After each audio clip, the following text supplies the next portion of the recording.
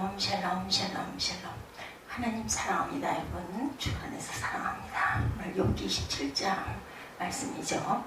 내가 내 고기를 굳게 잡고 놓지 아니하리니. 네, 이렇게 증가하고 있습니다. 27장 1절부터 23절까지 말씀이죠. 새 친구에 대한 욥의 말이 이렇게 나와 있습니다. 욥이 더 풍자하여 이르되 이렇게 말하죠. 나의 정당함을 물리치신 하나님, 나의 영혼을 괴롭게 하신 전능자의 사심을 두고 맹세하노니 나의 호흡이 아직 내 속에 완전히 있고 하나님의 숨결이 아직도 내 코에 있느니라. 결코 내 입술이 불의를 말하지 아니하며 내 혀가 거짓을 말하지 아니하리라. 나는 결코 너희를 옳다 하지 아니하겠고 내가 죽기 전에는 나의 온전함을 버리지 아니할 것이며 내 공의를 굳게 잡고 놓지 아니하리니 내 마음이 나의 생일을 비웃지 아니하리라. 나는 온전한 말만 하리라. 이렇게 얘기하죠. 6절에 내 공의를 굳게 잡고 놓지 아니하리라. 이런 말씀을 함께 은혜를 나눠봅니다. 욥은 자기의 연설을 듣고 침묵하는 친구들에게 좀 더 고조된 분위기로 계속 말하고 있죠. 욥은 먼저 고난 중에도 자신은 지속적으로 온전하게 살 것을 확실히 말합니다. 2절에서 6절 내용이었죠. 그리고 대적자들을 저주하며 그들의 파멸을 7절에서 23절까지 계속 그것을 외칩니다. 그를 통하여 믿음으로 사는 자의 승리를 또한 확신합니다.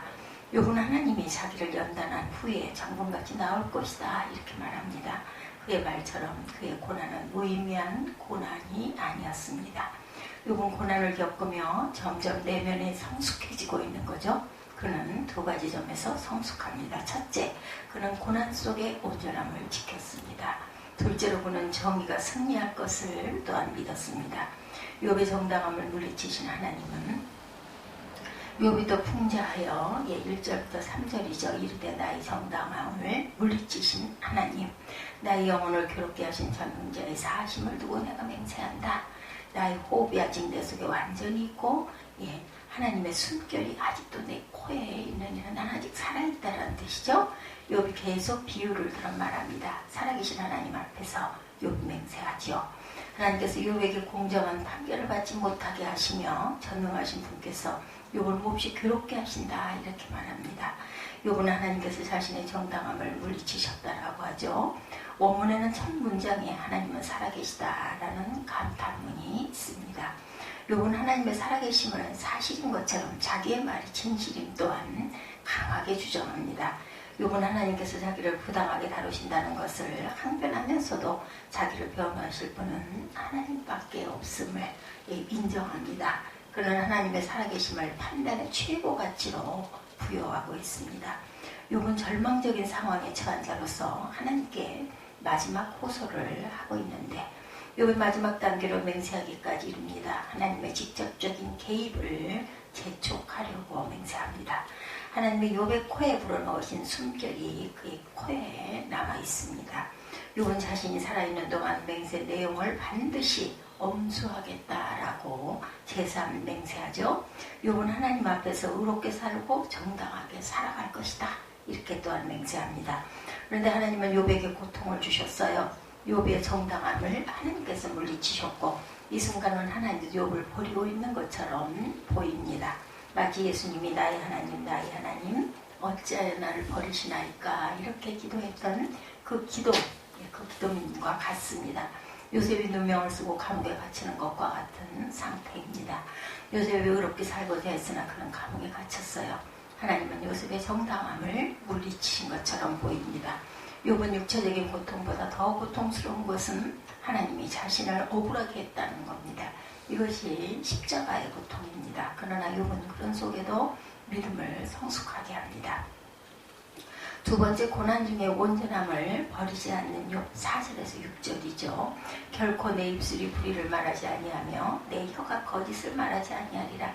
나는 결코 너희를 옳다 하지 아니하겠고 내가 죽기 전에는 나의 온전함을 버리지 아니할 것이라. 내가 내 고기를 굳게 잡고 놓지 아니하리니 내 마음이 나의 생일을 비웃지 아니하리라. 욥은 결코 불의나 거짓을 말하지 않겠다 이렇게 다짐합니다. 법정에서 결코 거짓을 말하지 않겠다고 또한 선서합니다. 욥은 친구들의 말이 결코 옳다고 인정할 수가 없다고 말하죠. 만일 욥이 친구들의 말을 옳다고 인정하면 이는 곧 자신이 신성 모독죄를 범한 것이 된다는 거죠. 자신은 죽음을 당할 수밖에 없다고 말합니다. 욥은 어떠한 상황에서도 자기 순전함을 지키고 순전하게 사는 것을 멈추지 않겠다고도 말합니다. 욥은 자신은 아무리 죽음의 고통이 와도 죽기 전에는 나의 온전함을 버리지 않겠다고 말합니다.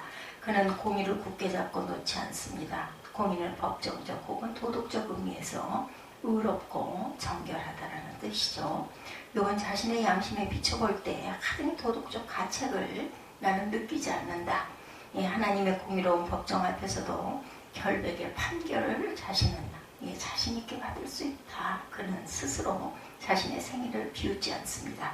욥은 자신의 양심이 자신이 사는 날들 가운데 하루라도 자신을 비난하거나 보독하지 않는다라고 말합니다.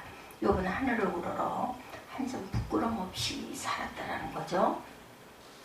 불의한 일을 보고 자신의 정당함이 짓밟히면 자신의 의를 포기하기가 쉬운데 그는 마가파처럼 함부로 살지 않았고 욥은 어떠한 고난 속에서도 끝까지 믿음을 지키면서 살았다. 악인을 거두시는 하나님에 대해서 7절에서 10절에 욥에게는 원수가 있었습니다. 그들은 욥이 망하기를 바라는 자고 욥에게 고통을 주는 자고 욥은 그들이 악인이요 불의한 자요 불경건한 자다 이렇게 말합니다. 자신의 순진성을 단언한 욥은 이제 자기 대적에게 저주를 선포합니다. 욥은 원수를 사악한 자라고 부르며 그들의 결말이 사악자처럼 되기를 또한 원합니다.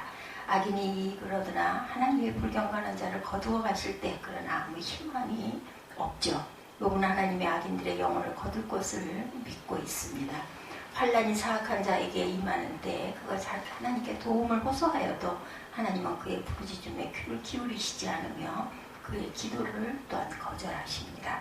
욥은 여기서 자신은 비록 고통을 받고 있지만 사악자의 종말처럼 파멸되지 않을 것을 믿고 있습니다.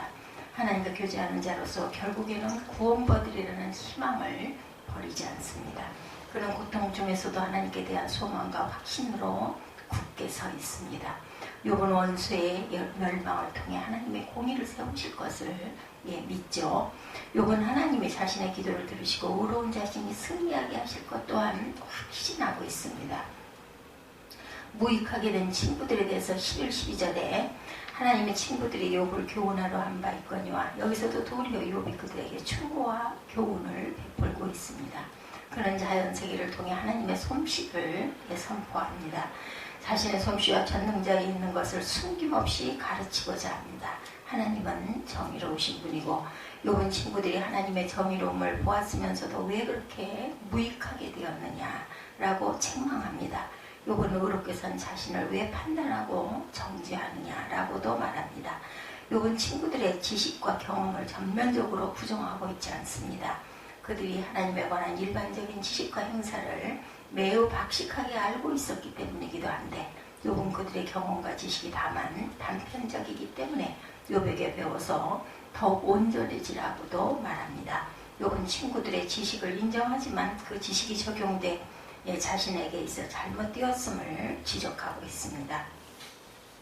친구들은 욥 자신의 불의나 사악함에 관하여 전혀 알지 못하고 어떠한 근거도 없이 단지 인과 음보식의 지식만을 가지고 욥을 헛되게 판단하고 있다는 거죠. 결국은 13절에서 23절에는 악인의 파멸에 대해서 열거합니다. 악인과 포악자가 전능하신 하나님께 받을 분깃 곧 산업을 말하죠. 그것은 악인의 파멸이다. 욥은 결코 자기가 고통받는 이유를 알 수 없었지만 그렇다 해서 사악한 자 종말에 대한 일반적 심판을 절대로 부인하지 않습니다. 욥 자신은 사악한 자와 달리 전능자에 의하여 반드시 회복되고 구원받을 것이라고 확신하고 있고 악인의 자손은 번성하여도 마지막에는 칼에 죽는다라는 거죠. 욥은 자신의 후손이 아무리 많이 번성할지라도 그것은 한낱 재앙을 위한 것이다 라고도 증거합니다. 그의 후손은 잘 먹지 못하고 죽음의 병으로 죽습니다. 남편의 죽음이 너무 어이없어 과부가 된 그들의 아내는 울지도 못합니다. 그가 아무리 금은보화를 많이 장만해도 의인이 차지합니다. 사악한 자들이 탐욕과 약탈로 부당하게 부를 축적하는 것을 축적하여 두지만 하지만 그들이 잠을 자다 눈을 뜨면 물질은 없어지고 만다. 그가 아무리 금은 보화를 많이 장만해도 결국은 의인의 몫이라는 거죠. 그가 지은 집은 거미줄과 같이 되고 파수꾼의 초막처럼 초라하게 변한다. 악인의 밤이란 불가피할 뿐만 아니라 갑작스럽고 예측 불허하다. 사악한 자는 밤사이 죽음으로 인해 그전에 누렸던 온갖 부귀와 명성과 호화 찬란한 삶을 더 이상 누릴 수가 없다. 두려운 폭풍에 밤에 악인을 갑자기 빼앗아 갈 것이고 회오리 바람이 모든 물건을 삼켜 올려 사라지게 만들듯이 악인의 존재 자체를 흔적도 없이 없애버리신다라는 거죠. 사악한 자가 거주한 공간으로부터 급히 쫓겨납니다. 하나님이 그를 아끼지 않고 던져버릴 것이고 사람들은 그를 보고 손뼉치며 그의 첫 속에서 비웃을 것이다. 욥이 이렇게 악인이 받을 심판을 말하는 것은 자신의 의가 승리한다는 확신을 말하는 거죠. 욥은 악인의 멸망을 통해 의롭게 산 자신은 반드시 영광스럽게 될 것을 믿고 그런 지금 비록 정의가 살다가 고난을 당한다 해도 그는 정의가 사라지는 것 같다 하더라도 그러나 그는 반드시 정의가 승리할 것을 믿습니다. 그에게도 부활이 될 것을 믿고 올 것을 믿습니다. 그는 먼 미래를 바라봅니다. 하나님은 그의 믿음대로 모든 것을 결국은 회복시켜 주시죠. 그리고 하나님 나라로 인도하십니다. 의인의 승리를 이렇게 욥은 확신합니다. 우리는 극한 고난을 견뎌내고 있는 욥을 통해서 두 가지를 배웁니다. 첫째, 고난 중에 정당함을 버리지 않아야 된다. 그는 고난이 온다고 해도 악과 절대로 타협하지 않았죠. 결코 부끄러운 짓을 하지 않습니다. 많은 사람이 정의롭게 살아도 망하고 불의하게 살아도 잘 산다고 생각하기 때문에 불의하게도 살아가지만 그러나 욥은 그런 억울함 속에서도 결코 공의를 버리지 않았습니다. 둘째, 악인의 멸망을 통해서 의롭게 사는 자신의 승리를 확신합니다. 정의가 이길 것을 확신합니다. 그는 공의로우신 하나님을 믿고 하나님이 공의를 세우실 것을 또한 믿습니다. 예수님은 십자가의 고난 중에서도 불의와 타협하지 않았고 그리고 부활의 승리를 확신합니다. 욥은 예수님과 같이 부활의 승리를 믿고 온전히 믿음으로 살았죠. 우리도 끝까지 하나님을 경외하는 믿음으로 살 때 반드시 승리하고 불의는 멸망하게 된다는 것을 잊지 않는 어떠한 시련과 어떠한 고난 속에서도 우리의 믿음과 하나님이 나를 바라보고 계시다라는 보호하신다는 그 사랑을 잃지 않는 저와 여러분들이 되시기를 주님의 이름으로 축복합니다. 기도하시겠습니다.